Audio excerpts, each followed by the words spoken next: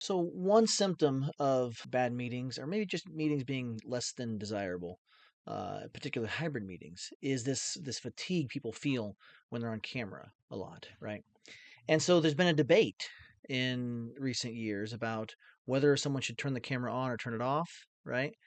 And the issue is that when you turn the camera off, you become anonymous, and it's a lot easier to justify doing other things during the meeting and maybe losing track of what's going on in the meeting and making the meeting worse. And so we did some work in the book Suddenly Hybrid. We talk about what we found, and that there are 6 questions that you should ask yourself when it comes to turning off the camera. And if you say yes to any of these 6 questions, you should probably keep the camera on.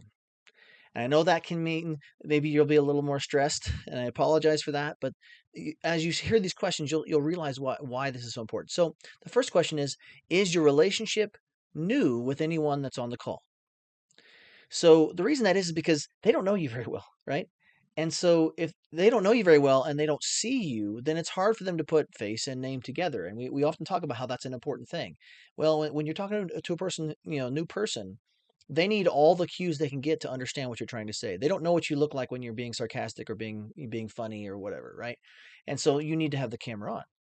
Uh, Second question is, does the meeting include important decision making? Again, if you say yes, you probably need the camera on because you do not want any confusion when an important decision is being made, right? You want to be able to look the person in the eye potentially, and other things of that nature. So it's really important that when the decisions are important, that you take it, you make it important by keeping that camera on. The third question is the meeting smaller than 10 people? And what I mean by that is if the number of attendees in the meeting environment are 10 or less, in that case you probably should turn the camera on. And the reason that is that if the majority of people have the camera on and you don't, you may be communicating things you don't intend. For instance, you might be communicating, I don't really want to be here, when you might not actually feel that, right? So turning the camera off when everyone else has the camera on, or when you're in a smaller group of people, um, is pretty important because it's a more intimate conversation, a more intimate environment. If it's 50 or 100 people, you probably don't need the camera on because hopefully you're not trying to have small group discussions with a group of 50 people because that just doesn't work. Okay. Uh, Number 4, are you expected to directly participate? Are you going to be asked to say something, to engage, to share your thoughts, ideas, etc.? If the answer is yes, again, keep the camera on because you do not want to be confused.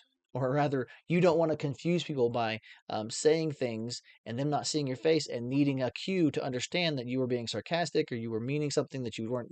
It's just safer to have the camera on so that way no one gets confused. Number 5, are external stakeholders invited to the meeting?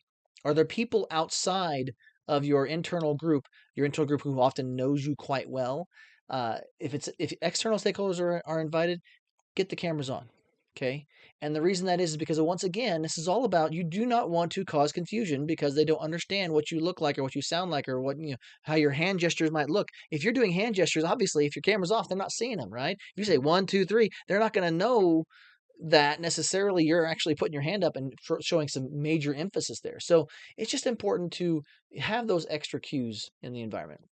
And finally, number 6, is the topic of discussion complicated? The more complex a topic is, the more necessary it is to have all the communication cues that the environment can provide you. And so if you say yes to this, then you, again, turn the camera on.